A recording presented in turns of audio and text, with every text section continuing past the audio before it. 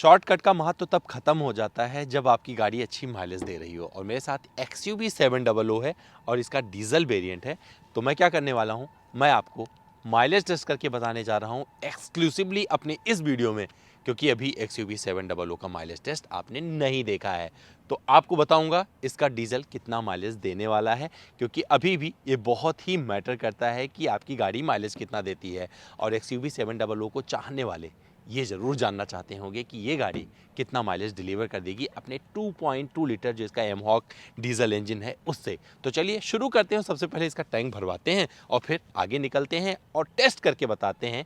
Extreme condition भी बोल सकते हो उसे आप, जहाँ पर मैं इसे टेस्ट करने जा रहा हूँ, लेकिन उसमें व्यावहारिकता ज़्यादा होगी। मैं इसको फालतू में ना बहुत सारी स्पीड नहीं भरने वाला हूँ, तो मैं इसे नॉर्मल तरीके से चलाऊँगा जो आप डेली मर्रा में चलाते हैं। तो चलिए शुरू करते हैं इस वीडियो को।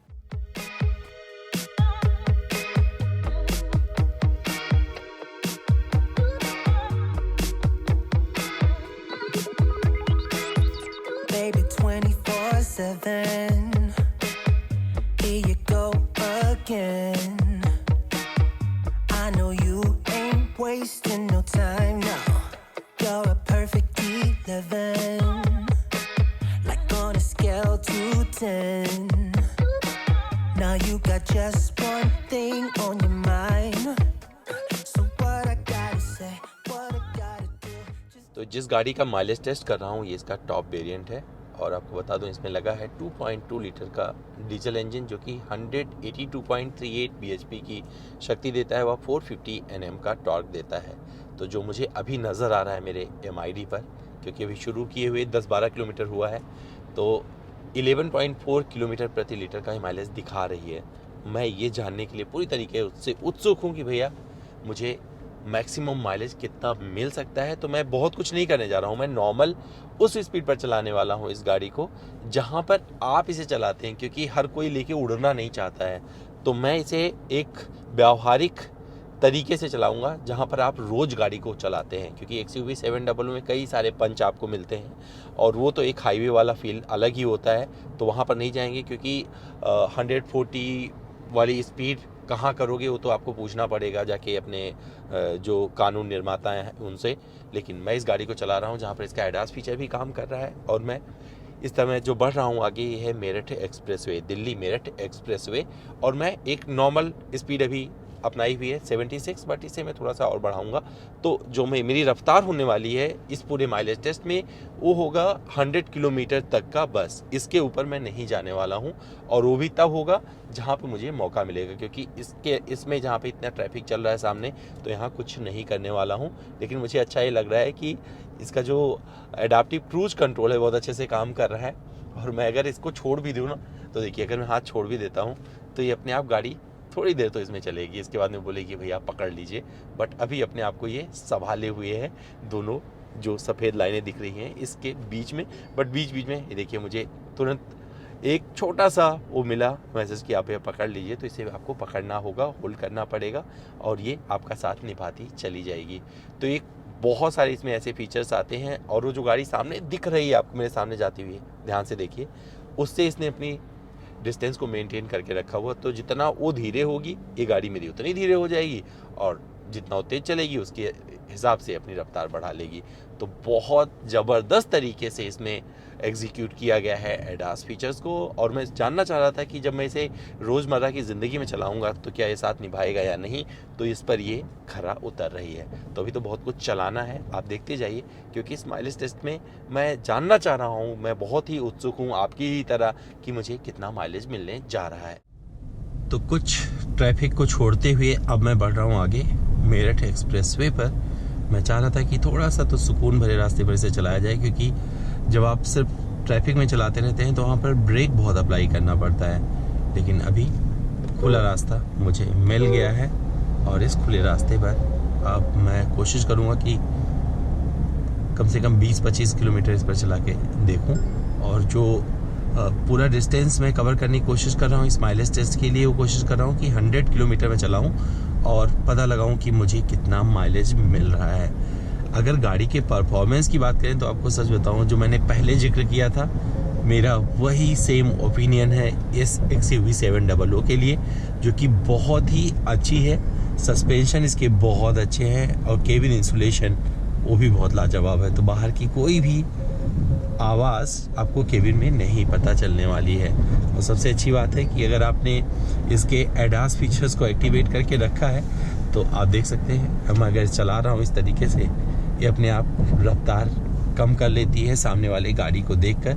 जितना उनका रफ्तार होता है उस पर ये चलाती खुद को चली जाती है। लेकिन जब आप किसी लेन में शिफ्ट कर रहे होते हैं तो एक फीचर यहाँ पर बहुत अच्छा लग रहा है मुझे। आप देख सकते हैं कि जैसे मैं आप ये करूँगा तो मुझे अगर यहाँ जाना है तो इस तरीके का एक इंडिकेशन मिलने लगेगा, पीछे का पूरा व्यू दिखा रहा है। तो इसका फ़ायदा क्या होता है कि अगर कोई गाड़ी आ रही तो आपको पता चल जाएगी। जैसे मैं अभी ये दे रखा है, मैंने इसे यहाँ दिया और मैं अभी पीछे नहीं जा सकता कि कोई गाड़ी पीछे है मेरे ऑलरेडी, तो सेफ़ नहीं है। तो जब ये सेफ्टी के साथ में आपको दिखा देगा तो आप जैसे अब मैं कुछ नहीं है तो मैं यहाँ पर अपने आप को शिफ्ट कर लिया। और वैसे ही जब मुझे इधर जाना होगा तो इस तरीके का इंडिकेशन वो देना शुरू कर देता है। आपको इस सेफ्टी फीचर के तौर पर काफ़ी मदद करता है। तो ये छोटे छोटे फीचर्स आपको बहुत आगे रखने वाले हैं इस XUV 700 के। कोशिश कर रहा हूँ कि मैं इसके उस टेक्नोलॉजी के सहारे अपने इस माइलेज टेस्ट को अचीव करूँ जो कंपनी ने इसमें ऑफ़र किया है। गलती से वाइपर ऑन कर सकते हो आप, क्योंकि वजह बताता हूँ, इसे चलाते हुए ऐसे लग रहा है जैसे मैं कोई प्रीमियम गाड़ी चला रहा हूँ। तो प्रीमियम गाड़ियों में ना जो इंडिकेटर होता है वो लेफ्ट हैंड को होता है काफ़ी गाड़ियों में, तो वो गलती से मैं इधर ऑन कर दे रहा हूँ। तो ये इसके फेवर में जाता है, आप इसकी तारीफ कर सकते हैं यहाँ भी।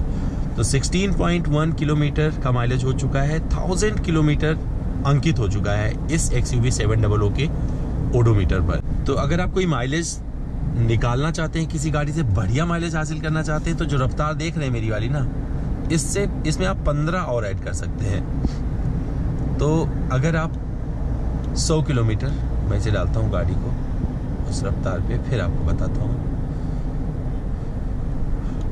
तो अगर आप इसे 100 तक चलाएंगे,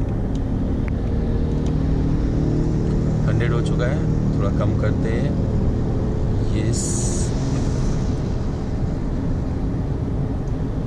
मतलब अगर ये जो बाइक जा रही है ना, इससे कम रफ्तार पे अपनी गाड़ी को रखेंगे तो आपको बढ़िया माइलेज मिलने वाला है। फिलहाल मेरी गाड़ी रफ्तार को कम करते हुए, क्योंकि आगे 2 ट्रक आ गए थे,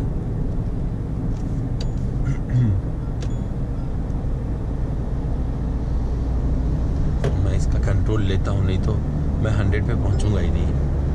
तो ये है 100 की रफ्तार। अगर यहाँ तक आप गाड़ी चलाओगे, इसके आगे नहीं जाओगे तो क्या होगा, एक तो चालान आपके नहीं आएंगे, और दूसरा फ़ायदा ये होने वाला है कि आपको बेस्ट माइलेज आएगा, जो कि मुझे मेरे ओडोमीटर पर ऑलरेडी दिख रहा है। 16.2 किलोमीटर प्रति लीटर का माइलेज इस XUV 700 जिसमें लगा है 2.2 लीटर का डीजल इंजन, उससे मुझे दिख रहा है।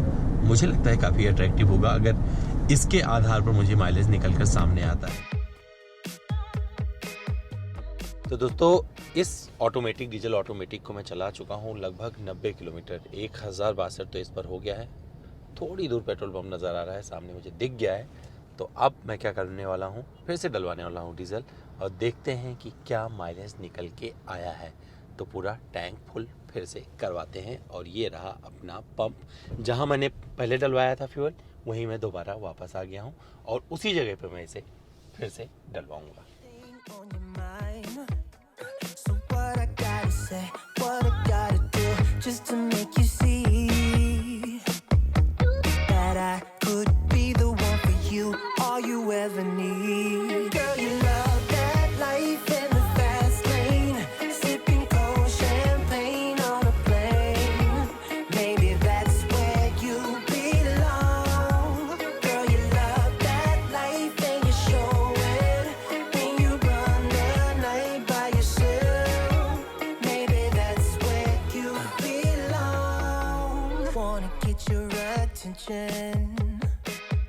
For a second or two, I'm invisible to you. तो जब मैंने इसमें डीजल डलवाया तो इसके ओडोमीटर पर 972 किलोमीटर अंकित था, और जब मैं इसे चला के लाया वापस दोबारा इसी पंप पर पहुंचा जहां मैंने डलवाया था, तो इस पर लगभग 1062 किलोमीटर आ चुका था। इस तरह से मैंने इसे 90 किलोमीटर चलाया और जो मुझे माइलेज मिला वो था 14.4 किलोमीटर प्रति लीटर का। और ये माइलेज मुझे लगता है काफ़ी अच्छा माइलेज, क्योंकि इस दौरान मैंने इसे सिटी में चलाया, हाईवे पर चलाया और बहुत सारे ऐसे गलियों से लेकर निकला इस गाड़ी को जहाँ पर आप अमूमन गाड़ियाँ चलाते हैं। दोस्तों उम्मीद करता हूँ मेरा ये माइलेज टेस्ट XUV 700 के साथ, जो कि मैंने डीजल ऑटोमेटिक के साथ किया, पसंद आया होगा।